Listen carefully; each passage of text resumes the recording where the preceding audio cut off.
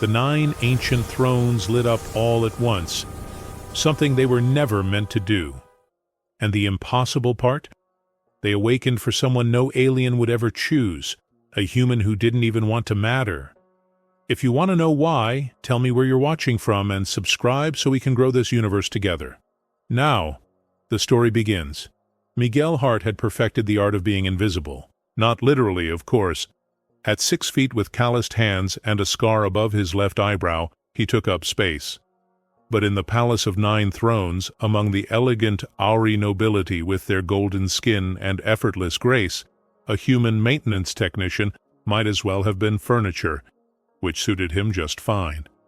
He crouched beside an ancient energy conduit in the eastern corridor, tools spread around him like offerings. The palace hummed with power, older than Earth's space program, systems built by hands that understood technology as art.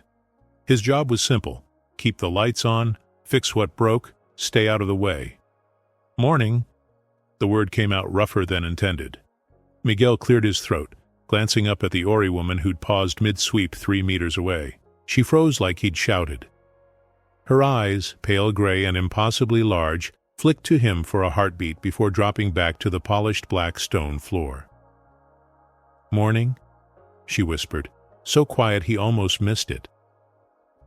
Miguel returned to his work, but something made him add, careful with that 3rd step behind you. Crack in it, slippery when wet. The woman, Saila, he'd heard the supervisors bark her name once or twice, nodded without looking up. Her dark hair was pulled into a severe bun, her gray uniform the same shade as the cleaning rag in her hands. She moved like she was trying to take up less space than she already did, which wasn't much. Over the following weeks, it became a routine. Morning, morning. Sometimes she'd almost smile. Sometimes he'd catch her watching him work with curious eyes before she'd duck her head and move to the next corridor. The palace staff whispered that she'd been raised here, left as a baby, grew up polishing the floors her supposed ancestors once walked. Nobody knew for sure. Nobody asked. Servants didn't have stories worth telling, except Miguel knew that was bullshit. Everyone had a story. His just happened to be one he'd rather forget. 3 years ago, he'd made a calculation error on the Europa station expansion. Nobody died, thank God, but careers ended. Reputations shattered. Miguel had volunteered for the furthest, smallest assignment he could find. Maintenance work on a backwater alien world where humans were barely tolerated. Kalis Prime, City of Orion, Palace of 9 Thrones. He was fixing a sensor panel one afternoon when Saela walked past, and something slipped from beneath her gray tunic. A pendant, small and silver, swinging on a worn chain before she caught it with practiced speed and tucked it back. But Miguel saw. He'd seen that symbol before, in the ancient schematics he'd been studying. The crest of the old royal house, the one that supposedly died out centuries ago in some civil war nobody talked about. Saela's eyes met his across the corridor. Panic flickered there, raw and sharp. Miguel looked back down at his work, kept his mouth shut, tightened a bolt that didn't need tightening. When he glanced up again, she was gone. That night, lying in his cramped quarters in the human section, Miguel stared at the ceiling and wondered what it was like to spend your whole life scrubbing floors in a palace that might have been yours in another timeline. Wondered if she knew, wondered if it mattered. Probably not, he decided. History was just weight. He of all people understood the appeal of staying small, staying quiet, staying out of the way of people who made decisions that mattered. Morning came with golden light through his window. Another day of invisible work stretched ahead.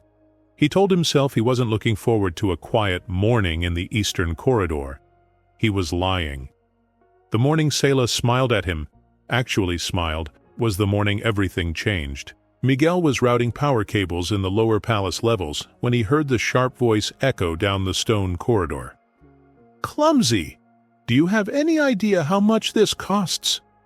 He rounded the corner to find a thin Auri male in supervisor's robes berating Saela. A cleaning cart sat overturned, supplies scattered across the immaculate floor. Sayela knelt among the mess, head down, hands trembling as she tried to gather bottles and rags. "I'm sorry, sir. I'll replace everything With what? Your non-existent wages?" The supervisor kicked the cart. It skittered sideways, nearly hitting her. "Stupid girl. Worthless as your—" "Hey." Miguel didn't remember deciding to speak. The word just came out flat and harder than he intended. The supervisor turned, surprise flickering across his angular features. "This doesn't concern humans.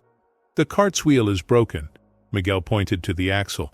"Been broken for weeks. I reported it. Not her fault." It wasn't true. The wheel was fine. But Miguel had learned something working on Europa Station. Most people don't check details when someone speaks with enough confidence. The supervisor's face darkened, but he waved dismissively. "Clean this up. Both of you." He stalked off, robes swishing. Miguel crouched beside Sayela, helping gather scattered supplies. Up close, he could see her hands still shaking. "You didn't have to do that," she whispered. "Yeah, I did." He righted the cart. "He's an asshole." Her head snapped up, eyes wide. Then, like sunrise breaking through storm clouds, she smiled. Small, quick, but real. Miguel felt something shift in his chest. Dangerous territory. "Thank you," she said. He shrugged, suddenly awkward. "Want help getting this back to storage?" They worked in comfortable silence. Miguel found himself talking, filling the quiet with descriptions of Earth, of rain and oceans and cities that never slept. Sayela listened like he was describing alien worlds, which he supposed he was. "It rains?" she asked, wonder coloring her voice. "Water just falling from the sky?" "Yeah, sometimes soft, sometimes hard enough to hurt. I'd like to see that." She paused. "Rain?" Something about the wistfulness in her voice made Miguel's throat tight. He was about to respond when he noticed a figure watching from an archway above. Lady Mareth, the regent, elegant and cold as carved ice. She watched them for a long moment, her expression unreadable, before turning away. Miguel felt unease crawl up his spine. Later that week, he descended to the lower city levels to fix a water pump. The contrast always hit him. Up in the palace, light and space and plenty. Down here, cramped streets, flickering power, people making do with scraps. An older Ori woman recognized his toolkit. "You're the human who works up there?" "Yeah." "Miguel? Can you do anything about the power rationing? They keep cutting our grid every night." He checked the distribution nodes. The math was simple. The palace used enough energy to power half the lower city. Excessive. Unnecessary. "I'll see what I can do," he said, knowing he probably couldn't. When he returned to the palace that evening, he found Sayela in the service corridor, discreetly tucking food packets into the bottom of her cleaning cart. Their eyes met. She froze. Miguel glanced at the supplies, then back to her face. "Guess that cartwheel's working better now." Relief washed over her features.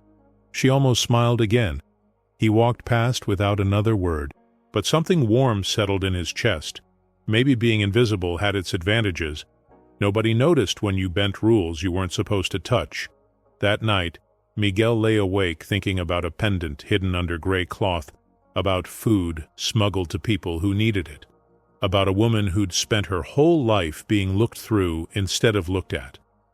He thought about Europa Station, about the weight of mistakes, about staying small so you couldn't break anything important, about how maybe some things were worth the risk of being seen. Mareth moved like a chess player who saw 10 moves ahead. Miguel didn't notice at first.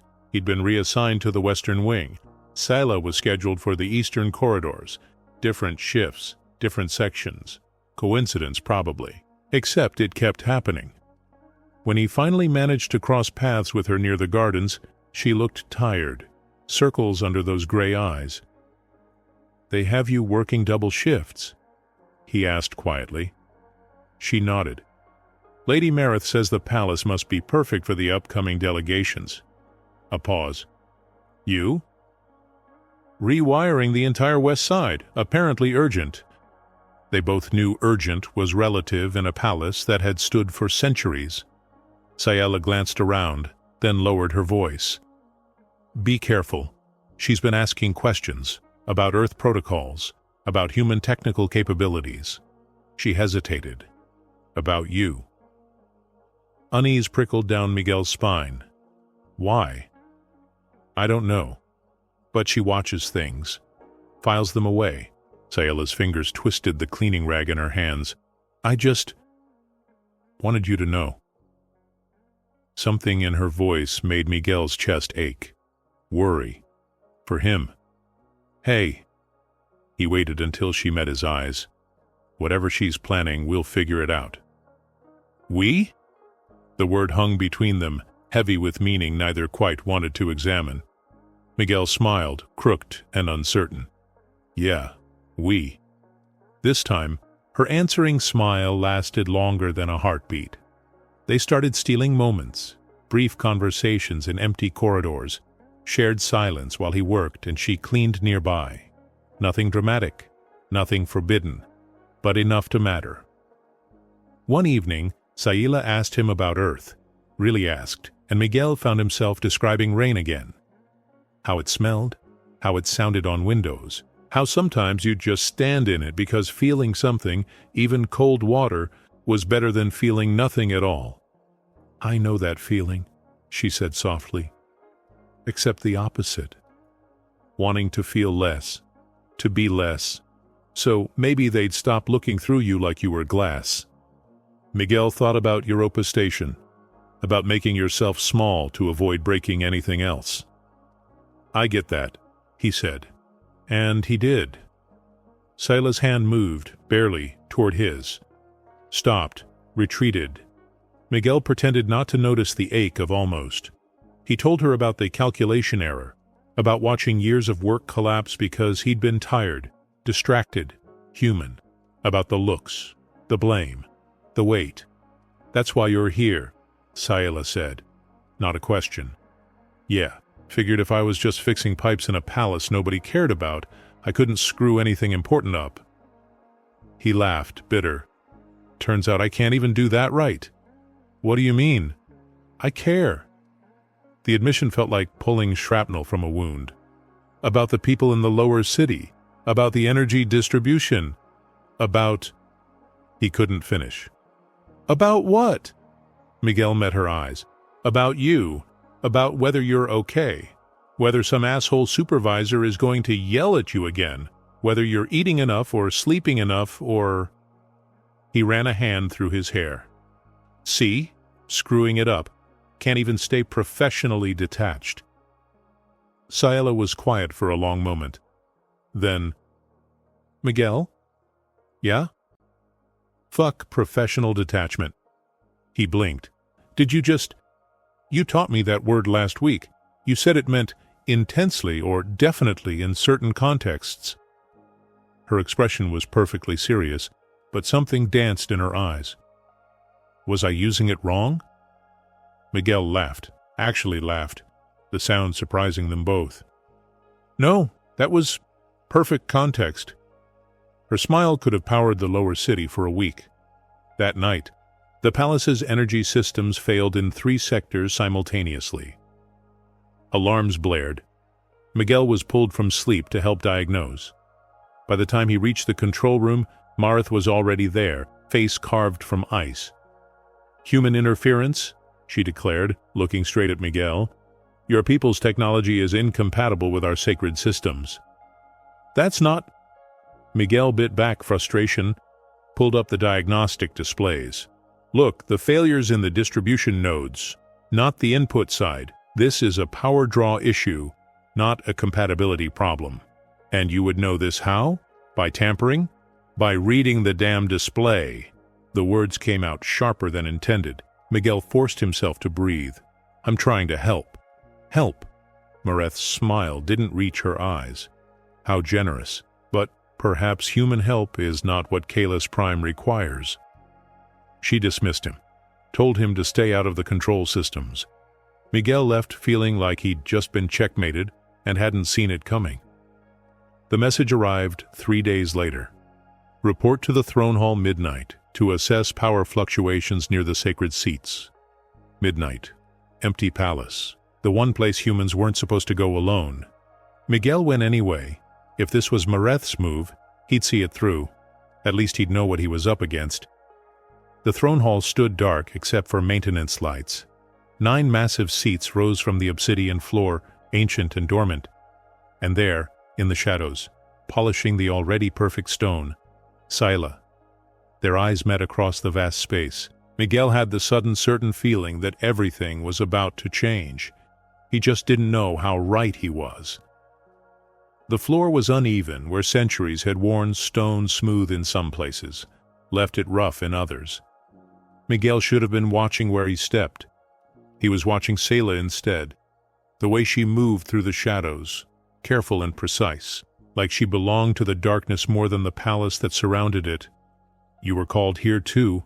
he asked, voice low in the cavernous space. She nodded. Lady Mareth said there were power fluctuations, that the floors needed to be cleaned before inspectors arrived. At midnight? I don't question orders, but her tone suggested she was starting to. Miguel moved toward the side panels, looking for access to the throne systems. Ancient technology hummed beneath the surface, power signatures unlike anything Earth had developed. Beautiful, elegant, completely opaque to standard diagnostics. His foot caught on an uneven seam. He stumbled, tools scattering, body tilting toward the nearest throne. Going to hit it, going to break something priceless, going to prove every suspicion Mareth had about incompetent humans. A hand caught his wrist. Scylla. She dropped her cloth, moved faster than thought, fingers wrapping around his arm to stop his fall. Their skin touched. Light exploded. The central throne blazed golden, so bright Miguel had to squint. Then the next throne lit, and the next, racing around the circle like ignition in an engine, each one flooding the hall with colors that hadn't been seen in centuries. Symbols erupted on the walls, ancient script flowing like living things, and a voice, deep, resonant, not quite mechanical, not quite alive. Co-alignment detected, Ori heritage plus human variable, throne interface released. Miguel jerked back. Scylla's hand fell away, the light dimmed, but didn't fade. "What did you do?" Scylla whispered. "I just fell. I didn't—" Miguel stared at his hand like it had betrayed him. "What the hell is co-alignment?" The voice spoke again. Dormancy period concluded, primary systems awakening, evaluation protocols engaging. Footsteps, running, doors crashed open and guards flooded in, weapons drawn. Behind them, moving with terrible calm, Lady Mareth. She saw the lit thrones and went absolutely still. For just a second, Miguel saw naked fear cross her face before the mask slammed back into place. "What have you done?" The question came out whispered, deadly. "He slipped," Scylla said quickly. "I caught him, that's all." Mareth's gaze cut to her. "Touch the throne. Now." "What?" "Touch the throne. Now." Scylla, trembling, reached out and pressed her palm to the nearest throne. Nothing. Again. She tried a different throne. Nothing. Miguel felt sick. "It only lit up when we— Activation requires simultaneous contact." The voice, the oracle, sounded almost amused. "Bond between Ori bearer and human catalyst." The hall went silent. Mareth stared at them both. Calculations flickered behind her eyes.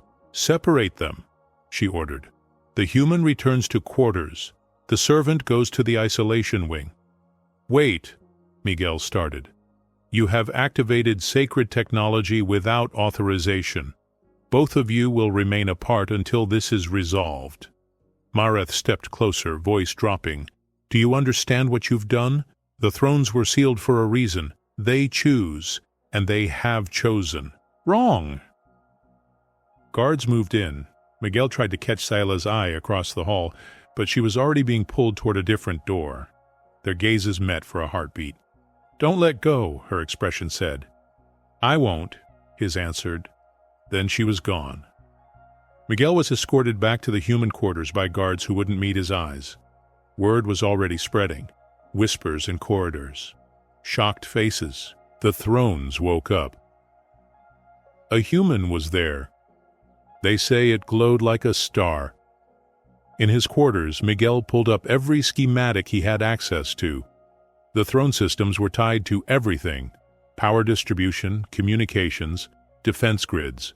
Waking them meant access to infrastructure that had been locked for generations. Access that could redirect energy from Palace excess to the lower city. Access that could change everything. If he just screwed this up like Europa Station, people would suffer. The political fallout, the accusations, the inevitable ban on human tech workers. But what if he hadn't screwed up? What if, just once, falling had been exactly the right thing to do? Miguel stared at the schematics until his eyes burned. Somewhere in this palace, Sayela was alone, probably terrified, definitely confused, and he couldn't do a damn thing about it. His hand still tingled where she'd touched him. The thrones had seen something in that touch, something worth waking for after centuries of sleep. Miguel just hoped they knew what they were doing, because he sure as hell didn't. 3 days of house arrest taught Miguel that being invisible had been a privilege. Being watched was worse.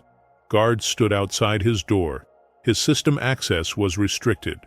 Official statements declared technical difficulties with ancient palace systems, nothing more.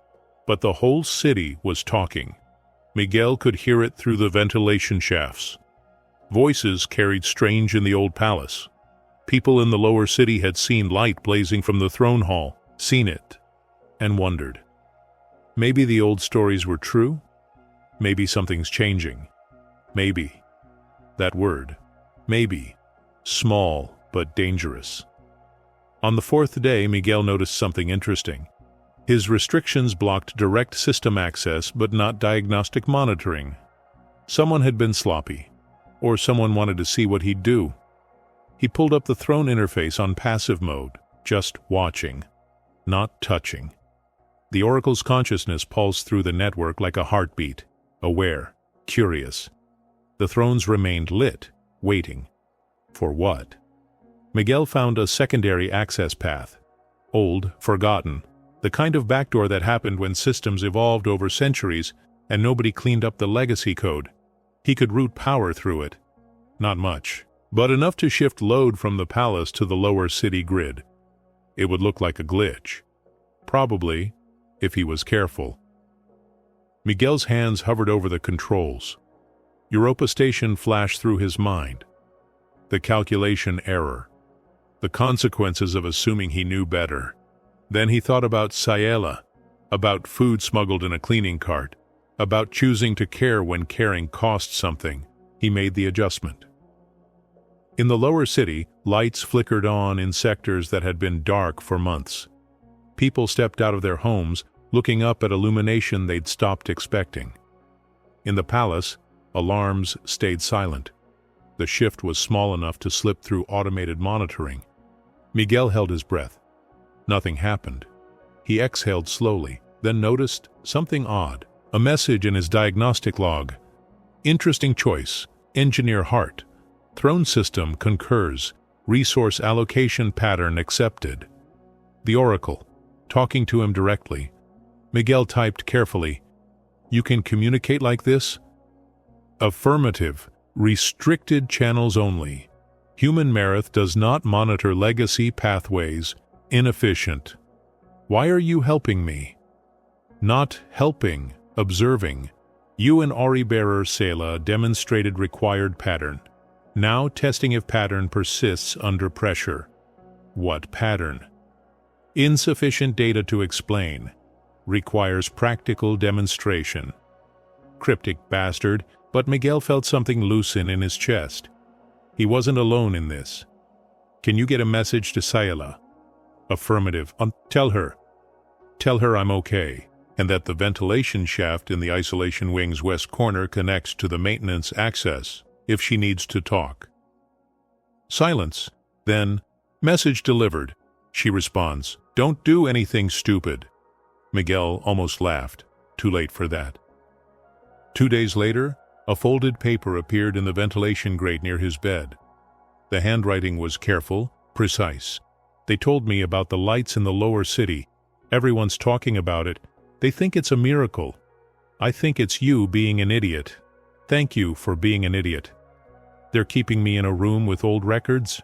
I found things about the thrones, about why they were sealed. It wasn't just politics. It was fear. I'll explain when I can. Don't give up. S. Miguel pressed the paper against his chest, grinning like a fool. He wrote back, "Idiots stick together. What did you find?" Her next note came with a crude sketch of the throne room. The thrones were made to prevent tyranny, not enable it. They require 2 conditions: someone of Ori blood, connection to the people, and someone from outside, fresh perspective, no inherited biases. Together, they can access the system. Alone, neither can. The nobles sealed them because they didn't want to share power. They called it protecting tradition. Really, they were just afraid. Does this make sense? Miguel stared at the sketch. Holy shit. It makes perfect sense. They're not choosing rulers. They're choosing partners. Balance. You can't become a tyrant if your co-pilot has veto power. Exactly, and Miguel? The Oracle has been testing people for generations. Nobody passed. Not until us. Not until someone who didn't want power touched someone who'd never had it. He wanted to see her face, wanted to watch her eyes light up with understanding, wanted to tell her she was brilliant and brave and nothing like invisible. Instead, he wrote, "When this is over, I'm teaching you what rain feels like." Her response came quickly. Promise? Promise? That night, the Oracle unlocked another power route. More lights came on in the lower city. People gathered in the streets, confused but hopeful. In the palace, Lady Mereth called emergency meetings, demanded explanations, got technical jargon that meant nothing and everything. She knew something was happening. She just couldn't prove it. Not yet. Miguel lay in his monitored room, notes from Sayela hidden under his mattress, and felt something he hadn't felt since Europa Station. Purpose. He'd fallen once and broken everything. Maybe this time, falling had been exactly what the universe needed. And maybe, just maybe, someone catching him had been the real miracle. The Oracle decided to tell Miguel a story. It came through his terminal at 3 a.m., text scrolling like poetry. There was a time when these thrones served as intended. Year 1847 by your calendar. An Ori princess named Kalora. A human engineer named James Wright. Your people had just made contact. Everything was new. Miguel sat up, reading by the glow of his screen. Kalora saw potential in human innovation. Wright saw wisdom in Ori tradition. They activated the thrones together, not through ritual but through genuine partnership. The system recognized them, recognized the pattern. 2 perspectives, 1 purpose. What happened? Miguel typed. They governed well, 7 years of prosperity, resources shared equally, lower castes elevated, outer worlds welcomed. It should have been the beginning of something beautiful. Should have been? The noble houses could not accept shared authority, especially not with an outsider. They called it corruption of tradition. They staged a coup, killed Wright in the throne hall. Kalora sealed the thrones with her dying breath, encoding a lock. The system would only wake for a pair who chose each other without seeking power, who found connection before ambition. Miguel's throat tightened.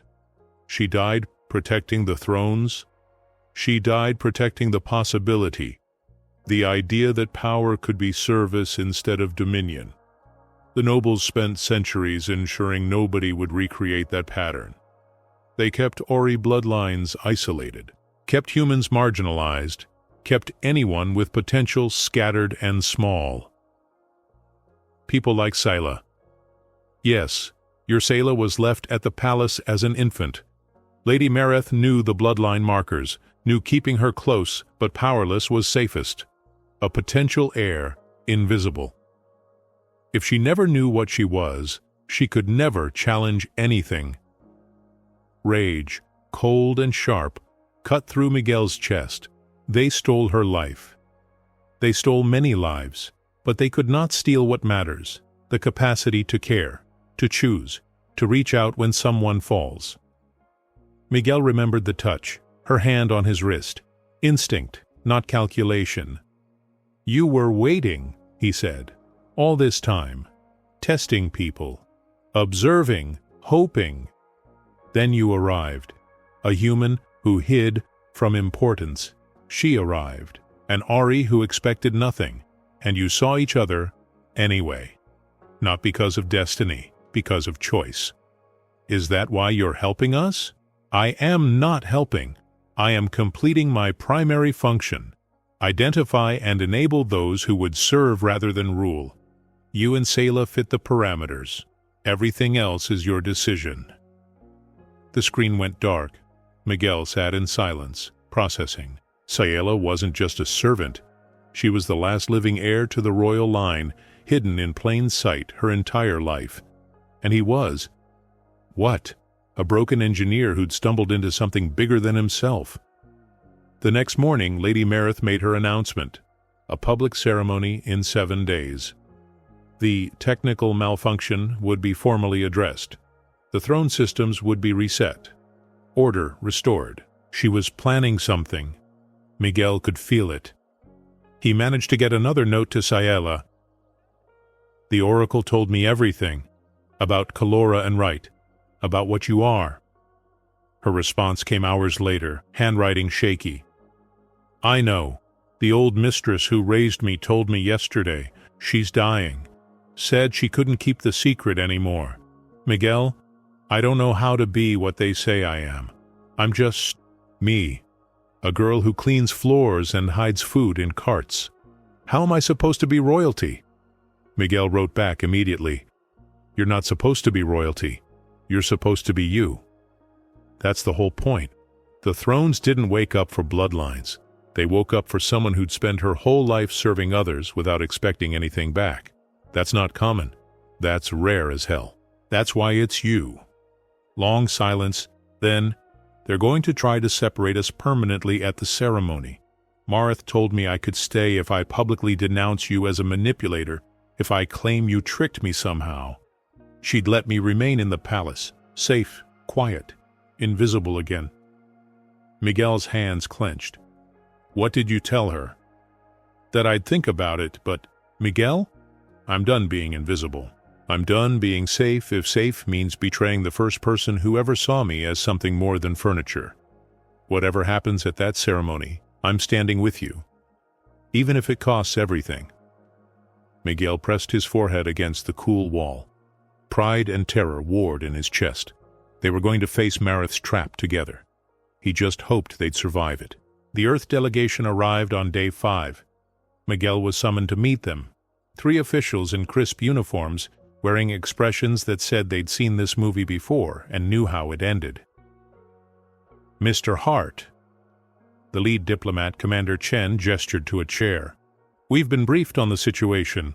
Lady Marith has made a very reasonable offer." Miguel sat. "Which is?" "Return to Earth. Immediately. The incident will be classified as an unfortunate accident. Your record remains intact. You'll receive a commendation for service under difficult circumstances." Chen leaned forward. "You get to go home, Miguel. Clean slate. No consequences. And Sayla, the Awari servant is not our concern." Something hot and sharp twisted in Miguel's gut. "She's not the Awari servant. Her name is Sayla, and she saved my life. By catching you when you fell. Yes, we read the report." Chen's expression softened slightly. "Look, I understand. You formed a connection. That happens in isolated postings, but you've activated technology you don't understand in a culture that doesn't want you here. The politically smart move is to extract before this becomes an incident. It's already an incident. It doesn't have to be your incident." Chen slid a datapad across the table. "Sign this. Board the shuttle tomorrow. In 6 months, You'll barely remember this place." Miguel stared at the authorization form. Freedom, safety, escape, everything he'd wanted when he first arrived. He thought about Europa Station, about running from importance, because importance meant responsibility, and responsibility meant the chance to fail spectacularly. He thought about Sayela's smile, about notes passed through ventilation shafts, about someone who'd spent her whole life invisible choosing to stand in the light. "No," Miguel said quietly. Chen blinked. "Excuse me? No, I'm not signing. I'm not leaving." "Mr. Hart, be reasonable." "I am being reasonable." Miguel stood. "Something real is happening here. Something that could change how power works on this world. And yeah, maybe I'll screw it up. Maybe it'll blow up in my face like Europa Station. But Sayela's willing to risk everything for this. The least I can do is stay and risk it with her." "You'll lose your position, your clearance, possibly your freedom if Mareth decides to press charges." "Then I guess I'll lose." Miguel headed for the door. Better than winning by running. Chen's voice stopped him. "You really care about her?" It wasn't a question. Miguel answered anyway. "Yeah, I really do." He spent that night staring at his ceiling, wondering if he'd just made the stupidest decision of his life. The note from Sayela came at dawn. Her handwriting was barely legible. "The mistress died last night. She was the only mother I ever knew. She told me to be brave, to be free. I don't know how to be either. They're moving me to a different wing. I don't know if I can get more notes to you. I don't know if I'll see you before the ceremony. I'm scared, Miguel. What if we're wrong? What if the thrones were just a glitch, and we're building everything on nothing?" Miguel's hand shook as he wrote back. "Then we're wrong together. And Sayela? You already know how to be brave. You chose truth over safety. You mourned someone you loved and then got up anyway. That's not nothing. That's everything. Don't let go." He didn't know if she'd receive it. The next day, Miguel was moved to a different section of the human quarters. No explanation. Just guards and new walls. He tried accessing the Oracle through his terminal. Blocked. He tried the ventilation system. Sealed. Complete isolation. Through the walls he could hear activity. Preparations for the ceremony.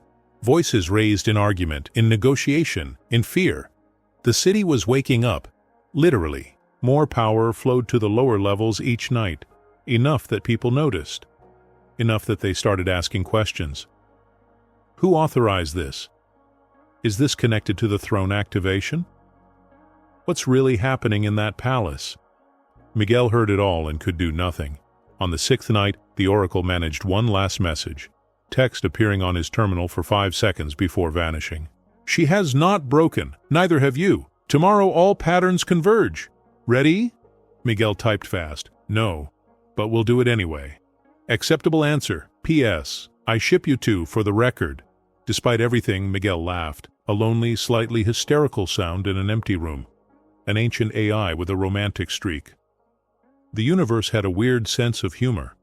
He lay awake until dawn, thinking about Sayela somewhere else in this massive palace. Probably also awake, probably also terrified. Tomorrow they'd face Mareth's trap. Tomorrow they'd either change everything or lose spectacularly. Tomorrow he'd see her again. That thought, more than anything, steadied his breathing. Whatever happened, they'd chosen this, together. The thrones had recognized something in that choice. Miguel just hoped it was enough. The ceremony would be broadcast across Kylus Prime and to neighboring systems. Miguel learned this from the guard who brought breakfast. The man was young, Ori, with nervous eyes that kept darting to Miguel's face like he expected to see something monstrous. "You really made the thrones light up?" the guard asked quietly. "I fell. Someone caught me. The thrones did the rest." "But they're still lit. Days later, the Oracle's still awake." The guard glanced at the door, then back. "My sister lives in the lower city. She has electricity now. Real electricity, not ration scraps. She thinks you're some kind of prophet." Miguel nearly choked on his drink. I'm definitely not a prophet.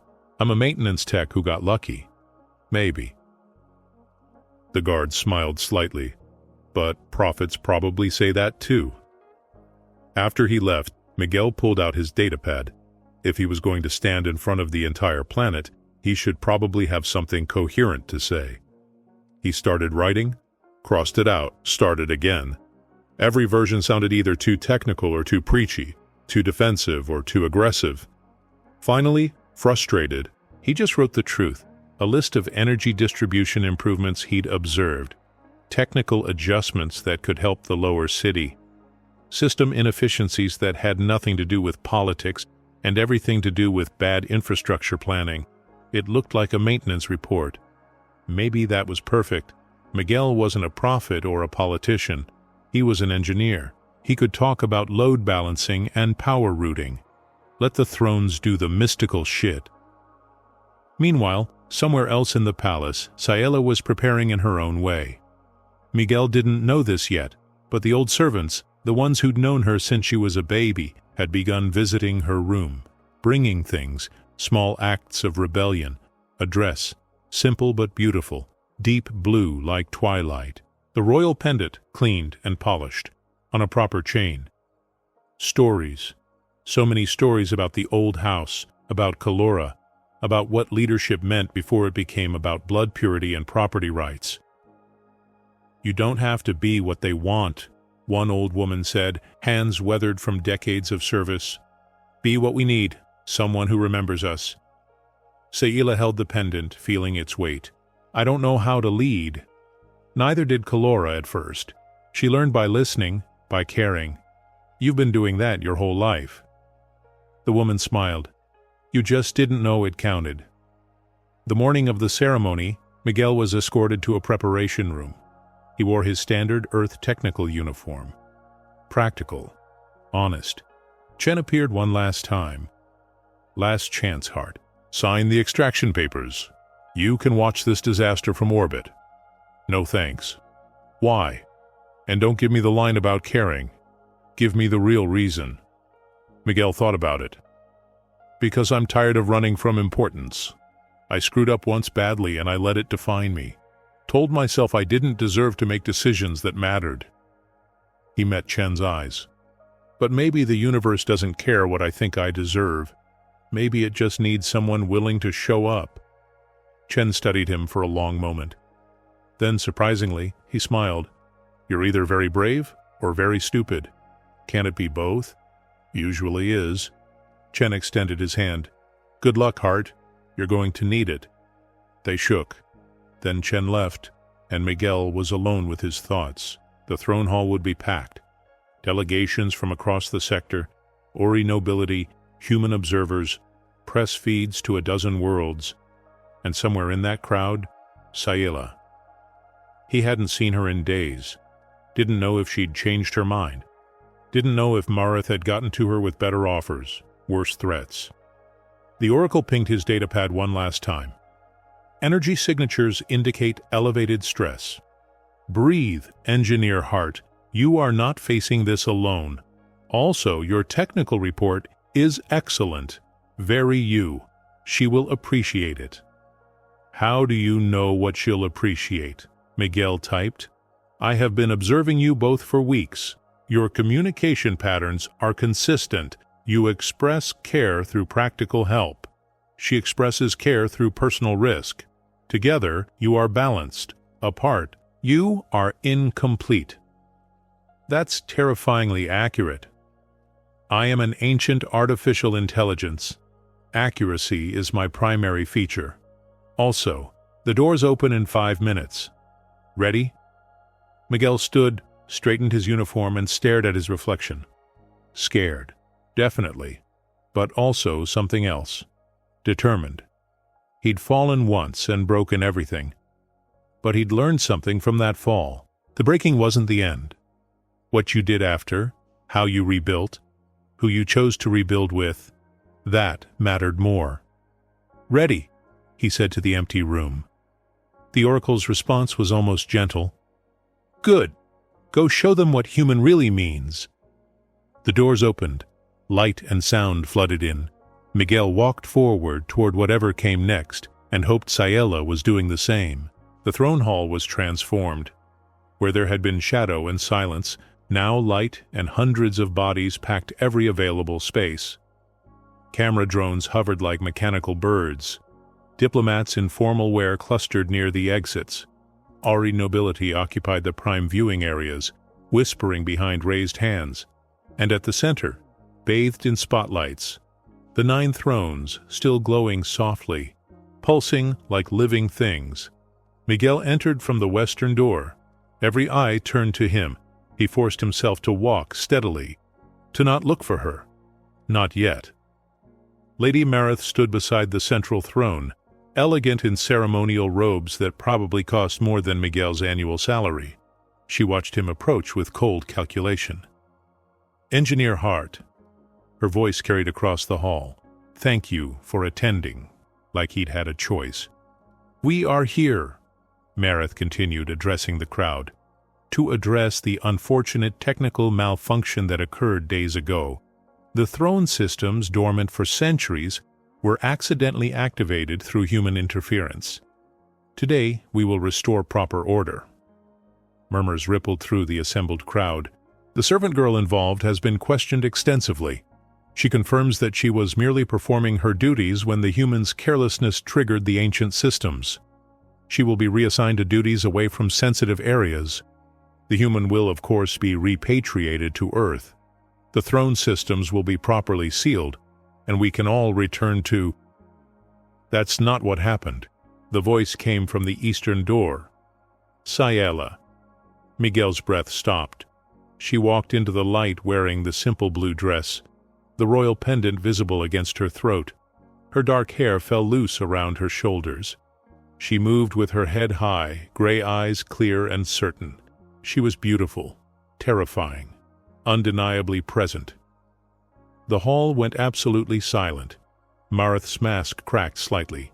You were instructed to remain in your quarters. I was instructed to lie. Sayela's voice carried steady and strong. I'm done with that. She walked toward Miguel. The crowd parted like water. Their eyes met across the distance. He saw fear there, yes, but also determination. Trust. The Oracle, Sayela said to the hall, has a message it wishes to share. With your permission, Lady Marith. It wasn't really a question. The Oracle's voice filled the space, resonant and ancient. Clarification required. The throne activation was not malfunction, it was recognition. The systems identified 2 individuals who met criteria established by Creator Kalora. Auri heritage paired with external perspective, purpose over power, service over status. Mareth's composure shattered. Silence that thing. This is manipulation. Lady Marith fears truth. She is not legitimate heir. Sayela of the Hidden Line carries direct descent. Genetic markers confirmed. Pendant authenticated. She was hidden here as infant to prevent throne recognition. Strategy failed. Gasps erupted. Cameras pivoted. The nobility exploded into shocked conversation. Mareth went pale. You can't prove... Displaying genetic records now. Screens around the hall lit with data. Family trees, DNA markers, undeniable proof. Sayela was royalty. Had been all along, but she wasn't looking at the screens. She was looking at Miguel. I don't want to rule, she said clearly. I've spent my life serving. I know what matters. Not crowns, not tradition, not blood purity. What matters is that people in the lower city shouldn't choose between light and food. That power should be tool, not weapon. That sometimes the most important thing someone can do is catch another person when they fall. She extended her hand toward Miguel. The hall held its breath. Miguel thought about Europa Station, about the calculation error, about years of believing he didn't deserve to make decisions that mattered. Then he thought about Sayela's smile, about notes through ventilation shafts, about choosing to care when caring cost everything. He stepped forward, took her hand. The thrones exploded with light. Not the soft glow of before. This was incandescent, overwhelming, beautiful. The 9 seats blazed like captured stars, and the Oracle's presence expanded through the hall like a wave.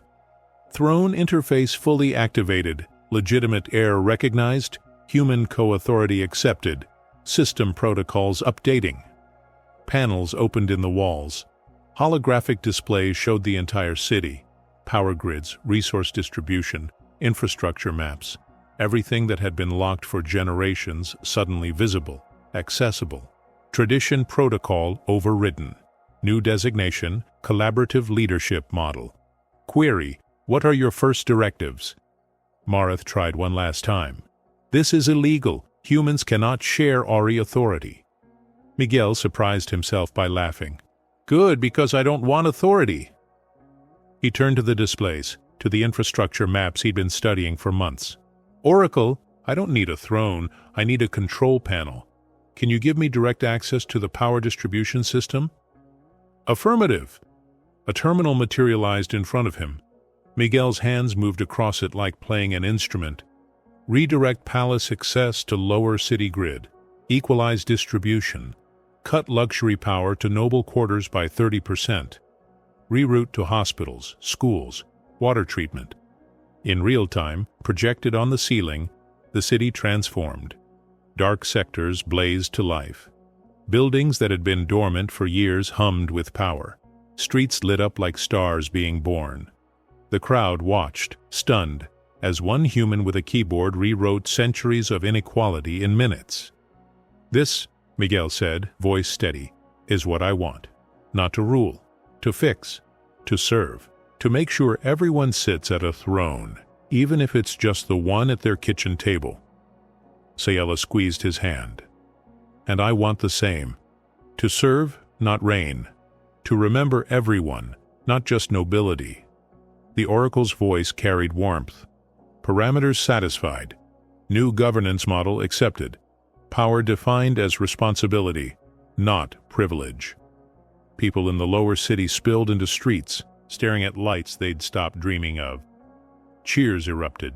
Not "Long live the Queen," but something stranger, more real. Thank you, someone finally remembered us. In the throne hall, even the nobility couldn't deny what they were seeing. Pragmatism won over tradition when the benefits were this obvious. Mareth, defeated, bowed her head. Not to Miguel or Sayela, but to reality. Miguel looked at Sayela. She was crying, smiling, beautiful in the impossible light. We did it, she whispered. We didn't fall this time. We never do, he answered. Not when we're catching each other. And in a hall filled with witnesses from a dozen worlds, they proved that the most revolutionary thing humanity could offer wasn't technology or strength. It was the stubborn, illogical, beautiful choice to care when caring cost everything, and to share power instead of hoarding it. The universe watched and learned. 6 months later, Miguel sat on the steps below the thrones, datapad balanced on his knees, and tried to fix a distribution problem in Sector 7. The palace had changed. The throne hall was no longer sealed and sacred.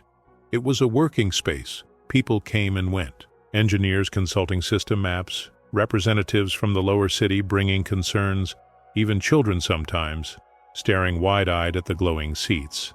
The thrones didn't mind. The Oracle seemed to enjoy the company. You are frowning at that pad like it insulted your mother, a voice said. Miguel looked up to find Sayela descending the steps, carrying 2 cups of something that smelled like Auri tea but tasted vaguely like coffee. She'd compromised with the traditional clothing, simple tunics in royal blue but practical, movable. The pendant hung at her throat, but she wore it casually now, like what it was. A reminder, not a chain. Sector 7 keeps spiking at night, can't figure out why. He accepted the cup gratefully. How was the council meeting? Long. The outer settlements want better communication infrastructure. The noble houses are still complaining about reduced palace budgets. Lady Mareth formally proposed a vote to restore traditional power distributions. Sayela sat beside him, close enough that their shoulders touched. The vote failed. Badly. She's still trying. She's not fighting the model anymore, just the speed of implementation. I think she's actually been helpful with the agricultural reform proposals." Miguel smiled. They'd offered Marith a choice after the ceremony: adapt or step down. She'd chosen adaptation. Turned out she was excellent at bureaucracy when it served actual people instead of just maintaining power structures. Funny how that worked. "The Earth delegation wants to establish a permanent embassy," Miguel said. "Commander Chen's been reassigned here. He says other worlds are watching what we're doing, asking questions about collaborative governance models." "Good. Let them ask." Sayla leaned against him. "Tired?" "Always." "You?" "Exhausted. I had to adjudicate a property dispute this morning, meet with water treatment engineers at lunch, and explain to a noble why his family estate can't have exemption from the new energy regulations." She sighed. "I miss when my biggest problem was whether I'd polish the floors properly." "Liar. You love this." She laughed. "Maybe a little. Does that make me terrible?" "Makes you human, metaphorically speaking." They sat in comfortable silence, watching the thrones pulse their gentle light. The Oracle was somewhere in the network, probably managing 1,000 functions simultaneously. It checked in occasionally, usually with sardonic observations about human inefficiency or unexpected words of encouragement. Last week it had told Miguel his power-routing solution for the western sector was adequate, but lacks elegance. Then it had optimized the code and sent him a tutorial. Helpful bastard. "Do you ever regret it?" Sayla asked quietly. "Staying? You could have gone home, had your old life back." Miguel thought about Europa Station, about the weight he'd carried for years, the belief that he didn't deserve to make important decisions. "I didn't have an old life. I had a half-life, hiding from importance because importance meant risk." He looked at her. "This is terrifying. We're making decisions that affect millions. I still wake up some nights convinced I'll screw it all up like before." And then I remember I'm not doing it alone, that the thrones don't give ultimate power to anyone, that if I'm about to make a massive mistake, you'll tell me. Or the Oracle will. Or some representative from the lower city will bring data that changes everything. He smiled.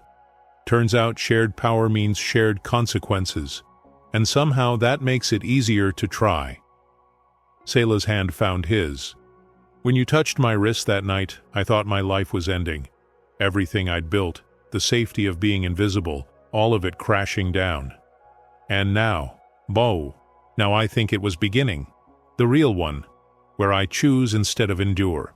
Where I matter not because of bloodline, but because of choice." She looked up at the thrones. "They didn't choose us because we were special. They chose us because we'd spent our whole lives being told we weren't." "Humanity's specialty," Miguel said. "Succeeding out of spite. Is that very human?" "Extremely." The Oracle's voice drifted through the hall speakers, amused. "Correct assessment. Also Sector 7 spike resolved. The problem was a community center running night classes. Increased usage is actually success, not failure. You are welcome." Miguel groaned. "I hate when you're right." "I am always right. It is statistically inevitable." Sayla laughed, the sound echoing off ancient stone. "I love that we're casually talking to a millennia-old AI like it's a co-worker. Because I am your co-worker, also your therapist, occasionally your parent figure, and definitely your biggest fan. The holovids about you two are very popular across the sector." "There are holovids?" Miguel asked, horrified.